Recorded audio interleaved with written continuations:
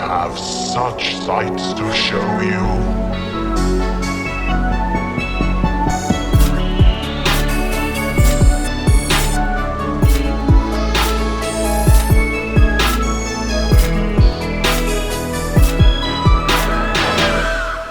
Hello, everybody. Welcome to the Four Dead Losers podcast, a special bonus episode. Woo! We are two of the Four Dead Losers. Jordan. Ramito. Today we're going to be talking about Nosferatu. Wow, how exciting. Non-spoiler thoughts. Jordan, what did you think of Nosferatu?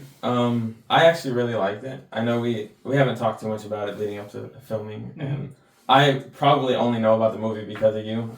I know you were pretty hyped for it. And I saw a couple trailers that I thought were interesting, but overall, I really liked it. Yeah. I know it's, we'll touch on it later when we hit the pros and cons. It's an acquired thing. Like, Joy was saying that, like, you either love it or you hate it. I think I fall on the love side of the spectrum, but without spoiling too much, I don't think there's a lot I can talk about besides saying that I liked it. Yeah. There's going to be a controversial one for the video. I think I'm gonna give it a 10. A 10 out of 10? I'm gonna give it a 10 out of 10. Wow, perfect score coming from Jordan. How exciting. Don't boot me off. Justin, unfortunately, isn't here today. He fell ill today, but he wanted us to let you know that his rating was, what was it? He said an 8.5 or a 9 out of 10, so pretty high also. So also pretty high on the spectrum. We'll go more into his thoughts when we get into the spoiler section of the podcast episode. For myself, I fall on the completely opposite side of the spectrum. I did not like this movie at all. I thought it was incredibly boring, and it makes me so sad to say that because I was incredibly hyped for this movie. I was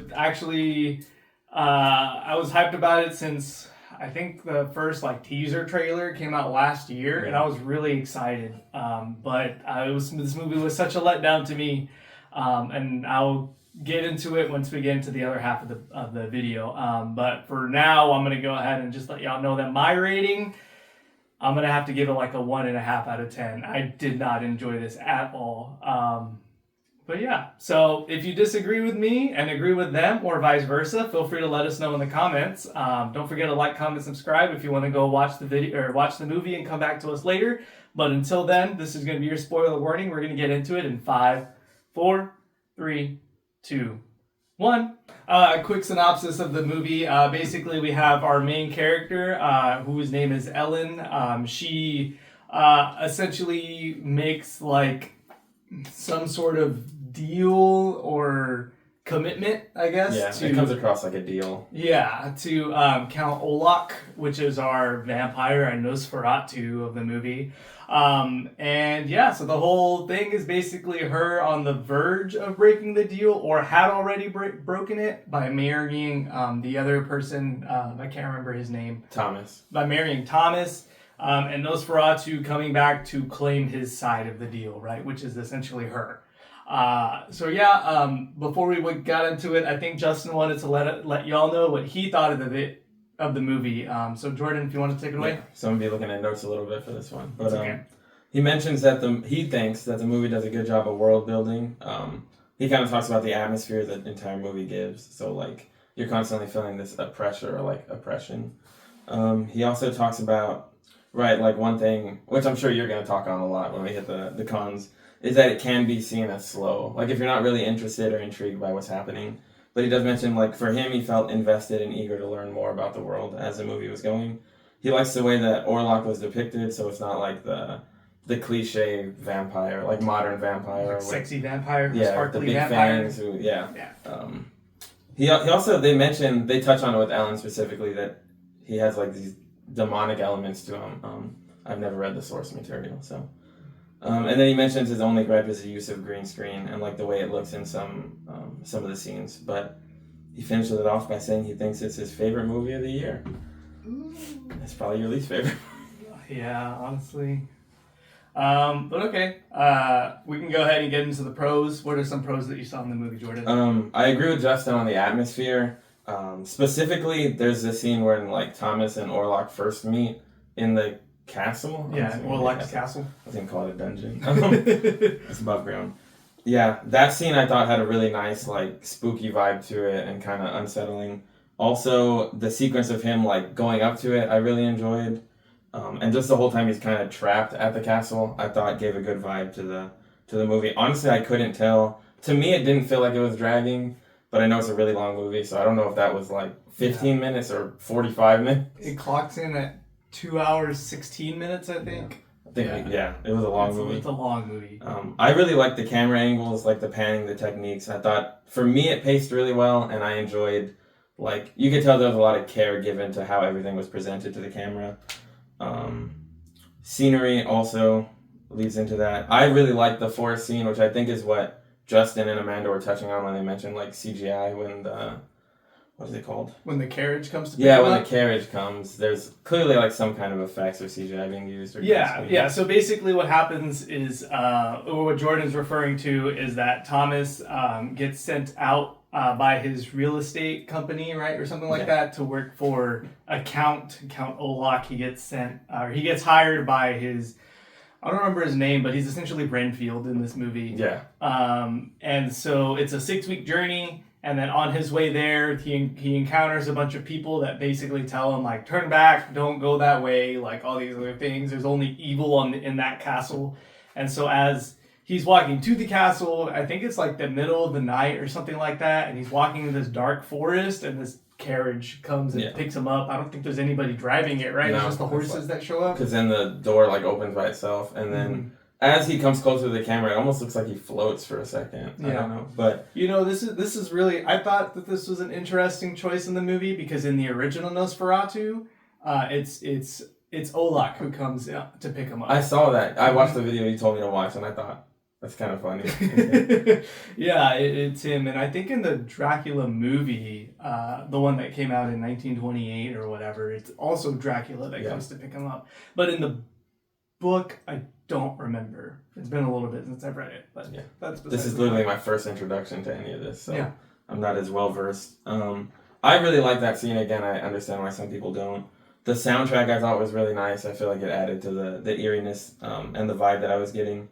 Okay, Orlok specifically. You might hate on him. I loved like his speech pattern. I thought at least the theater we were in had like a really good sound system. So like his voice was really bassy. There was like in his speech pattern he had like a breathing thing he was doing, and I thought it was like kind of like wheezing, right? Or something like that. It gave across the unsettling, like, especially because when Thomas first gets there, he thinks he's dealing with a human specifically. So it's like this weird, which I mean, he quickly realizes that's not what's happening. I do like the way that they made Olak look. So for those of y'all, if y'all don't know, Count Dracula himself is based off of Vlad the Impaler, who was for you history buffs, you can say whoever he was, but just think of him like a royal figure who was like really keen on conquering other people and torturing the people from those realms, which is kind of like the bloodlust is what led to him inspiring Dracula later on. The way that they depict Count Olak in this movie is very reminiscent of Vlad the Impaler. So we'll go ahead and we'll put two pictures right here so you can compare them side by side. Yeah, I do think it was a unique approach to a vampire, considering how the modern aesthetic of one. Yeah, I did actually like the way that Olak looked, and he's played by what's it, Bill Skarsgård or something like that? Yeah. And it looks nothing like him. You can't even tell. They did really good on the way that he looked. It's that mustache and that comb over. He's rocking it. Okay, let me speed run through the rest of this. Again, to go on with like the cinematography, I think this is a big part of this movie and the original, at least from the video you had me watch. I thought like the shadow work and a lot of the lighting was really cool, or really, I guess, in tune with the source material.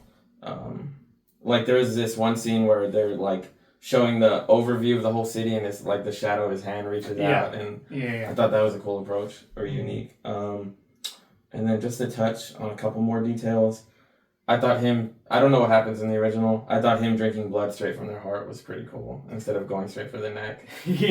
I think in the original Nosferatu, it's harder to tell, just because it's in black and white, but he does go for the neck, and I don't remember there being like a scene where you see the contact between his teeth and their neck.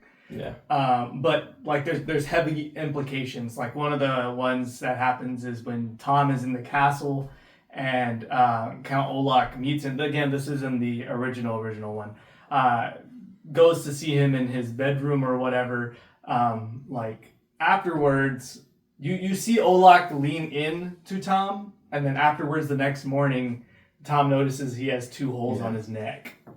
Yeah, because this one, I think at first it does like that. He notices he has that hole on his, like the marks, and then he gets a little graphic. But then a scene specifically that stood out to me was the scene where, is her name Anna? Anna is the person that Ellen is staying with. Yeah. So while Tom is out, taking this job, it's a 6-week-long journey. He leaves Ellen to stay with his friend and Anna. Yeah, there's that scene where, so his friend and Anna have 2 kids.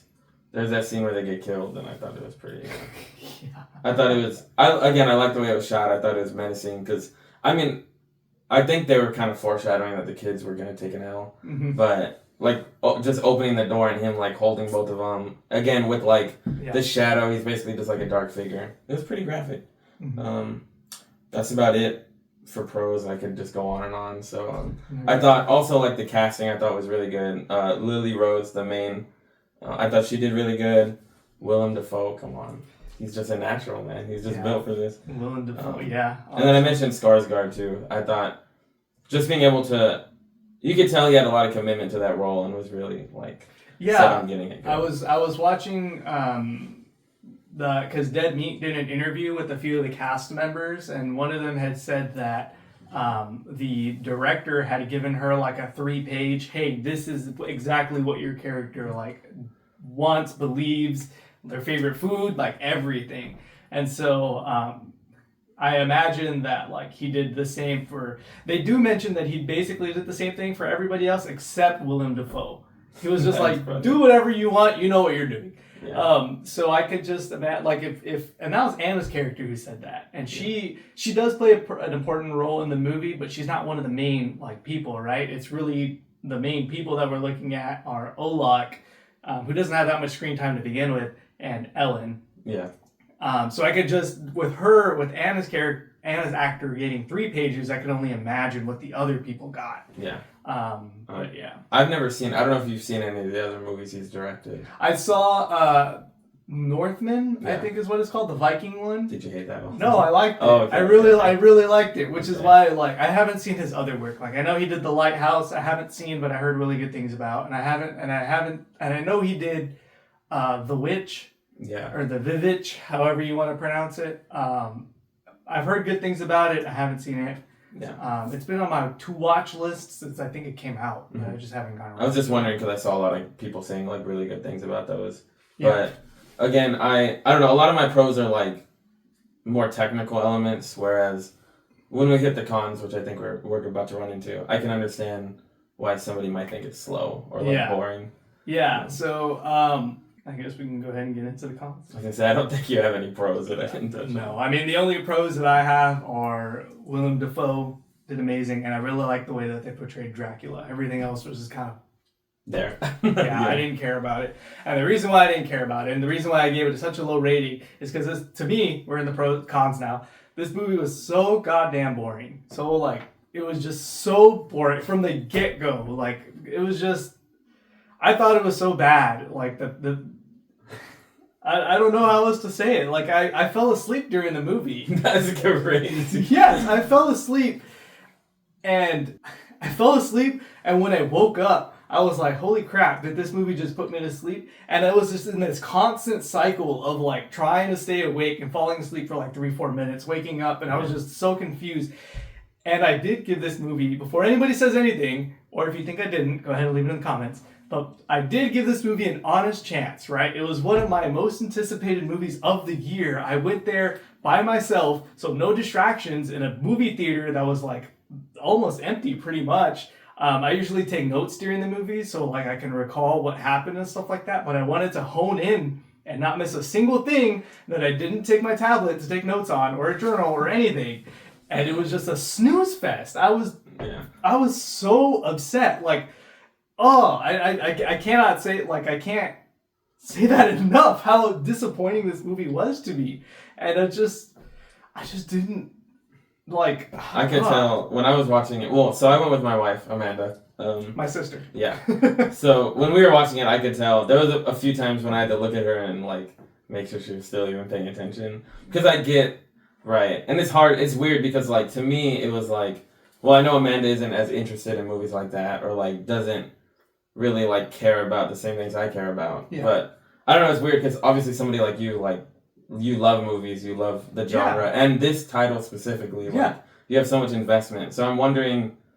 Not to put you on the spot, but like, do you like the original? And what makes this one boring in comparison to that? Like, so the original one, I think this runtime is like an hour longer though. So, I think I watched it in October. Like I felt like a little bit more spooky for Halloween, so I wanted to like, you know what? Let me go ahead and watch the one of the first horror movies ever.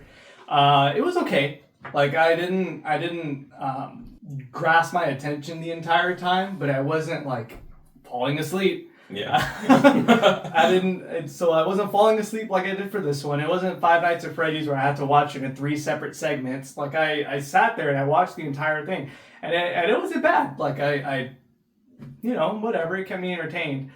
But I just don't know. Like from the get, like if I told I don't remember what I was telling this about, but I don't know if there was something that I had missed in like the marketing or something that I missed. But had I known it was like a drama movie, because that's essentially it's like a rom-com, really. Yeah, like a horror rom-com. Yeah, a gothic horror rom-com, right? Where like it's a gothic horror, so nobody wins in the end.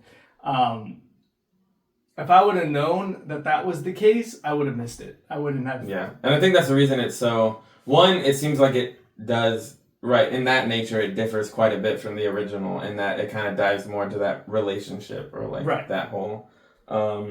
I just lost my train of thought. Just goofed. Okay.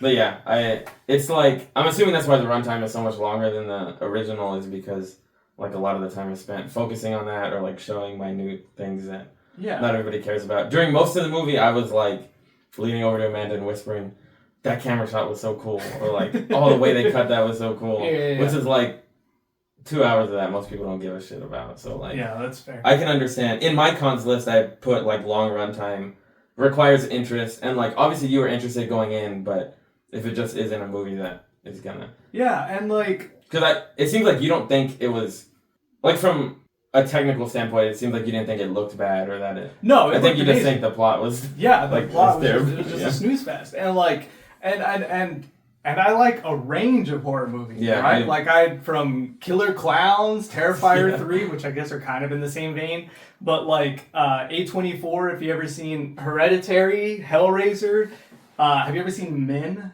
No. That one's okay. It's not bad. It's not the worst. It didn't put me to sleep. But that movie is a lot more like of a hidden meaning, like Nosferatu kind of has, rather than in your face like The Substance. Like they're like I like a wide variety of like I really like the genre. This just did not do it for me, and it's just very sad. I think that it didn't because like I was really. You got us all hyped for it, yeah. Exactly, right? Like I had sent y'all like the trailers as soon as they came out. Boom, these are like the things that are going on, and it's just not it. I'm a sucker for rom-coms. So. Yeah, that makes sense. Like I'm sure for you, right? Had the movie been cut in half, in that like, if a lot of those scenes that were slow or were kind of just there to be there, like for this is a cool visual effect, or this sets the mood, or this is like some rom-com stuff. Yeah. I'm sure it could be cut in a way that's enjoyable to you that didn't put you to sleep. But, I also think I put this in cons because it's just like the runtime thing. For me, it's pretty sexual or like sexually explicit, which I think might turn some people off. Like some people might just feel kind of uncomfortable or like which is fair. Like, again, I don't know if that's a thing in the original or if Dracula's lore is inherently sexual like that. From what I remember from the book, not so much. I know that he has 3 wives in Transylvania. I'm pretty sure he leaves them there when he goes to London. Because in Nosferatu, because it was a German film, he doesn't go from Transylvania to London. He goes from Transylvania to somewhere in Germany. I forget the exact city. Yeah. So in this Nosferatu, he does the same thing. Yeah. He goes from Transylvania to Germany. But the original Nosferatu movie, I don't think so. I think Ellen has a lot of like, it's the same thing where she knows what's coming and all these other things. Like she's able to put the pieces together, but I don't think it's very sexual in nature. And culturally back then it would have been a lot more reserved. Like taboo, yeah. Would have been. They would have held the leash a lot more. Yeah. In the 1920s black and white Dracula movie, it's not either. Like in that one, it's, what's her name? I can't remember her name, but Tom, his equivalent in the Dracula lore, his name is Jonathan. So Jonathan's wife, who I can't remember the name of, like Dracula finds an interest in her, right? But it's more of, hey, I'm gonna use you to start taking over London. It's pretty much what it is. Yeah, there were some scenes in this one where I was like, yeah, I didn't know we were gonna go that far. Maybe like 3 or 4. Like it never shows anything except when he gets out of the coffin. But like, yeah, I was just kind of shocked about that. Even when she's having like, I don't know if you want to call them nightmares or dreams or whatever. Like she's like moaning and stuff, and it like, yeah. Mm-hmm. I thought some of that, not that specifically, was interesting, but like again, her commitment to the role and that like. So it was almost like an Exorcist-esque scene when the focus. Which is one thing that they kind of mention, right? So like one of the things that happens in the movie is that, or one of the I guess more deeper themes, I guess, that they kind of touch on without throwing it in your face, is that we see like the two way that society back in the 1800s or whenever this movie takes place like views women, right? Like we have Anna, who's very much like the traditional housewife. She's the friend. She's Ellen's friend. She's the one that she's staying with. So Anna's the homemaker. She stays at home, takes care of the kids. Like that's her job, while her husband goes and makes the money. Well, Ellen, on the other hand, all the men basically, like when she's having these episodes, these panic attacks, these like mental breakdowns, they're always like, oh, she's delusional. Like, I think at one point they're like, oh, it's that time of the month. Like they say, it's implied, Yeah, like they say very like just messed up things about it, and like there's just this. There's like this double standard that's present in the movie. Even like towards the end, the friend they're staying with, I don't remember his name, but it's Anna's husband. It's basically telling her to telling Ellen like, can't you be more respectful? Or yeah. Like we brought you into our house. Why are you being such a weirdo? Yeah, like kind of stuff. Basically. And it's just like, what the heck? And like the way that they try to help Ellen like calm herself down or whatever during her episodes with like she's obviously in distress. Is they put her in restraints, like they tie her to the bed to like keep her from thrashing around and stuff like that. It's very like Defoe has to come save the day. Yeah, but it is like that is again it was 1920. When did this take place? 1830s? I feel like it was way before that. I don't remember. I think it's like the late 1800s. Yeah. I think. So at least over 100 years ago. So it really shows the difference. Yeah. Yeah.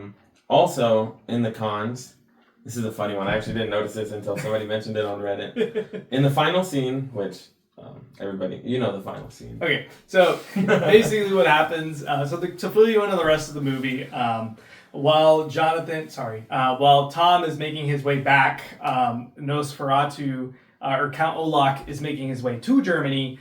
He kills everybody on the boat, which if you're curious about what happens then, you can watch The Last Voyage of Demeter, which is another movie that came out in 2023 that basically shows like what happens as Dracula is moving from Transylvania to London, but just switch the locations, it's the same thing.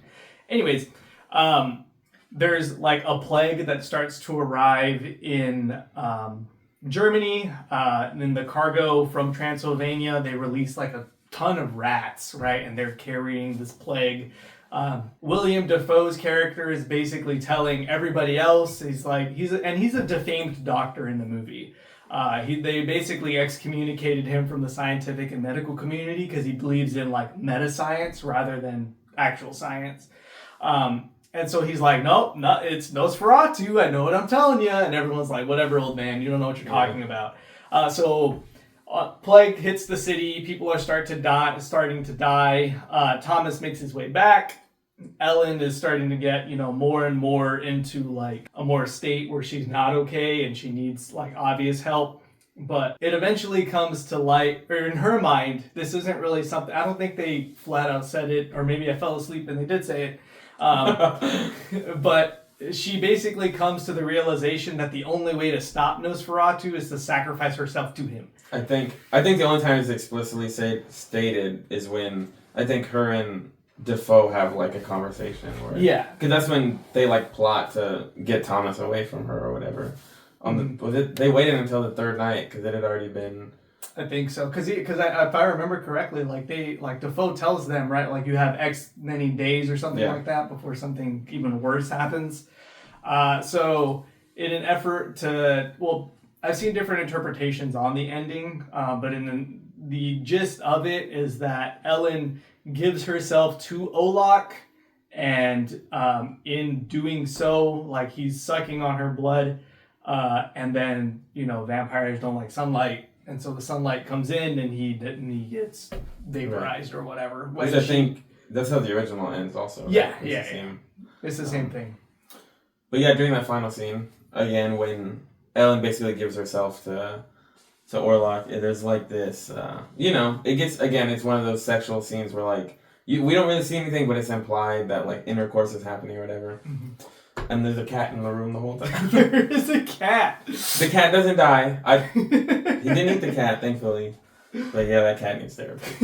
I didn't realize. I forgot about the cat until I think Defoe picks it up at the end while Thomas is over there like distressed. And Defoe's like, told you. It's weird because like I guess again it's gothic horror, so like nobody wins really. But I don't know. I don't think that makes Defoe a bad guy because he saved everybody else. But like he also kind of did a plot twist and like basically drew Thomas away. Yeah. He screwed over Thomas basically. Yeah. But like one thing that I thought, so Defoe did that I think because he knew. Right. He also had read the book at. His name's not Renfield in this, but like the person that equates that at the bank or the he found the book and had read the like. I was going through. He caught up on the lore. He did. There was finally a lore dump. One thing that I did find that was pretty interesting that they also I guess kept from the original Nosferatu is that we never see Defoe's character, who's essentially Van Helsing. I don't remember what his equivalent name is in the movie, and Nosferatu in the same room. Like they never interact with each other. Yeah, and I was like, oh wow, like I thought that was pretty. That is interesting. Yeah, I wonder. Yeah, because it seems like because he's telling everybody of this invisible danger, but he never himself sees it until it's right. And you would think, I guess Nosferatu has like he's focused on something else, but you would think that like he would want to get rid of him or like like. He never goes after him. There's never any kind of, that's all I have for cons. I do think, again, I know I don't know if we're going to jump to overall thoughts or not yet, but I do think if you're interested in like more drama-oriented movies, or like, I don't want to call it romance because like, I don't want people to be thinking of like some Hallmark movie. Yeah, because it's like really, dark romance. Yeah, like at the end of the day, I think Nosferatu is a messed up love story. Right, because like I don't know how to put this in a PG way of saying it, but Nosferatu basically like when Ellen was a minor, she would call out for help to like spirits beyond or whatever, and Nosferatu, Count Olak was the only one who basically answered her, and he basically said like, hey, you better swear your loyalty to me. And she was like... I say he groomed her, but like... He basically like preys on her. And like he preyed on her as a young girl. Or it's implied that he did so as a young girl while she was a young woman. And then when she gets married to Tom, which kind of sets this entire movie into motion. That's when he is engaged. Are they? They're married. newlyweds. Yeah. Because at the beginning of the movie they say something about the honeymoon not lasting very long. Yeah, because then he also Orlok gets the locket later from him. He's like, "Oh, you just got married," and yeah, and so that sets in motion the whole movie, right? Is that Orlok saw her break her promise to him, so he went to go reclaim his. I don't want to say it in an objectifying way, but it's kind of like the only way to describe it in this movie is his prize. right, like to him, that's what he feels entitled to. Exactly. Which is interesting. Like, I want to know what's the lore behind. What is it like? Thomas just happens to work for this guy that's also in who's working with Orlok. I don't really understand how that happened. Like, what are the chances of? Is Thomas not? Isn't he working for essentially who's Renfield in this? He's hired as a client. Okay. So the Renfield character goes to the real estate company and he's like, "Hey, I need somebody to help me." I understand. So Thomas worked for a separate company. Yeah. So it wasn't a coincidence that he was targeted. No, yeah, I'm pretty sure. Well, actually, I think he was targeted, right? Like if I would imagine that he was targeted because Thomas's actual boss mentions like, "Hey, this is a pretty high contract. Like we need you to seal the deal. You have to go to Transylvania." Right. Yeah. Which is interesting because on that guy's desk they have one of the stamps that is also on the box that his seal or whatever. Yeah, the seal. It's also that really unsettling moment. Just to kind of backtrack, just to came to my mind. No, sir. In the whole deal thing is when he's sitting, when he visits Orlok and he's sitting in the office or whatever after the first night, and he's basically making him sign the contract that he doesn't even understand. Yeah, it's he's they're shaking and some cryptic language or something like that. Yeah. So I was gonna say I think this movie shows how diverse. I wish Adam was here to argue this. How diverse horror can be. Because there was a point when I was like, is this really a horror movie? But I mean, it is. It's just a different. Again, horror is this really big umbrella that has. Yeah. So I think you have to like or be interested in a certain kind of movie to not be bored or to fall asleep. Again, I think it's it's either really interesting to you or it goes really slow and it's really boring. Yeah. I don't think all art is subjective, so I don't think there's a right or wrong. Yeah. I think the only way to know is by trying to watch it. That's fair. And if you can't get 30 minutes in, you're gonna you'd probably fall asleep like I did. I gave the movie a fair shot. I really did. I'm not giving it a second. I know. I'm glad I watched it, and I'm glad you brought it up, even though you suffered because of it. Because I probably wouldn't have watched it had it not been for you. Yeah. I saw somebody on Reddit. I saved this quote. Okay.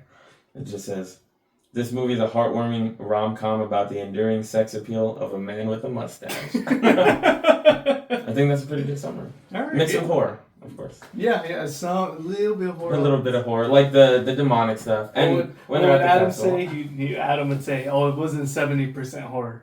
Right. It wasn't 80%. He doesn't. Okay. Well, that's another video.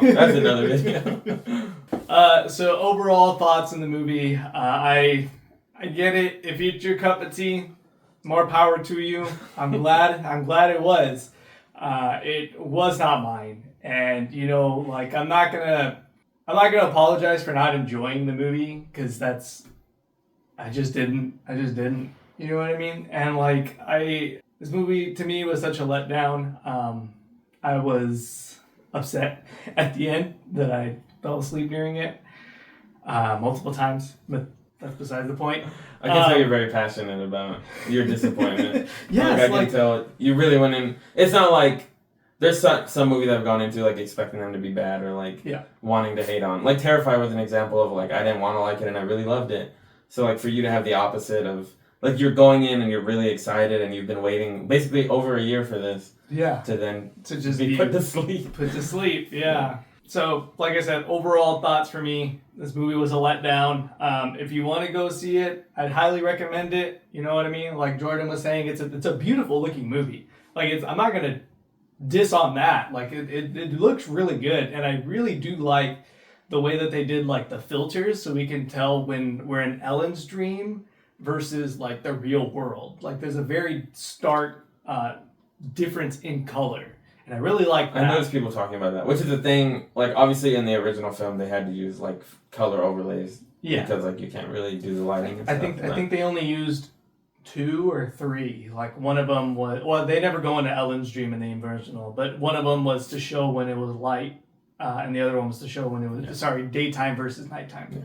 Because people were mentioning, like, again, I saw people mentioning that, like when Nosferatu was in any scene, it was super like desaturated and almost black and white. Yeah, like he's sucking the life out of the which scene. It didn't catch my attention the first time. Like with what you're saying about her dreams, that didn't really, it didn't click for me the first time. That there was a difference. Wasn't my cup of tea. I don't know what else I can say. Jordan, what were your overall thoughts? I'm sticking with the 10 out of 10. That's fine. If it's your thing, and like, I don't think the trailers do an accurate, which they never do. And one, I'm glad they don't show him in the trailer, because that's a mistake a lot of places. I honestly don't know how you would make a trailer for this movie without it either being 10 minutes long, or like, without giving away important things, but I wouldn't go based on like the trailer. If you're ready to sit down for 2.5 hours, be kind of in for a slow ride. I think it's worth watching. Again, you go and you spend $15 and maybe you hate it. You got a good $15 nap. But I do think this is a good example. I'm going to be a boomer real quick. Okay. I think this is a good example of like, I think now with so much, how much we interact with like social media or whatever, it's hard to be swayed one way or the other, and like, you don't like it, so you're wrong, or you didn't think it was good, so you're wrong. Whereas, like, you know, we're all kind of different people. I could find it super interesting, you could hate it, and the other way around. There's plenty of movies that you and Adam love that I'm not as much of a fan everybody of. else likes. Yeah, so it's like, I just thought, because you had mentioned like not apologizing for not liking it. I think you can again admit that maybe a work of art is executed well in that, like the appearance or the presentation, or think that like a lot of care was given to it, but also not like it. Yeah. I think that's a very fair opinion, but I loved it, so I don't know. So you're wrong. Yeah, I don't know where I would rank it. I gave it a 10 out of 10 in the execution, and I really, really enjoyed it. I don't know if I had to choose between rewatching this and a different movie from the year, even though I didn't give any other ones a 10, I might watch something else, but I do kind of want to see it again. I thought it was worth enough to watch again for me. I know you feel different. No, it's okay. So if you're ranking it a 10 out of 10, would you put it in your top 3 for the year? Yeah, I'd probably kick out. What do I have? Okay, I had Late Night Terrifier and I had In a Violent Nature.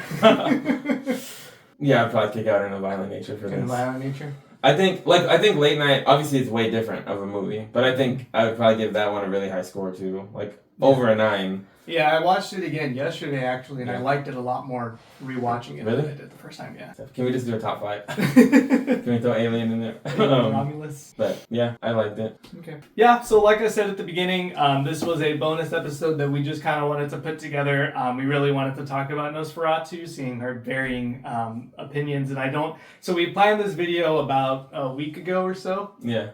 And we didn't know about each other's opinions until about 10 minutes before filming. Yeah, I thought we had texted about it or whatever. Yeah. To get Justin's opinion since he's out sick. And I thought you were trolling, honestly. I texted Amanda and said, is he trolling? Because, like, I feel like a lot of the movies we did to finish season 1, we were kind of on the same, like, wavelength. And that, like, if the other ones didn't like it, we did, or the other way around. Yeah.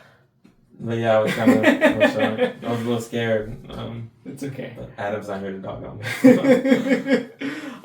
So like I said, this was a little bonus episode that we wanted to put together for y'all.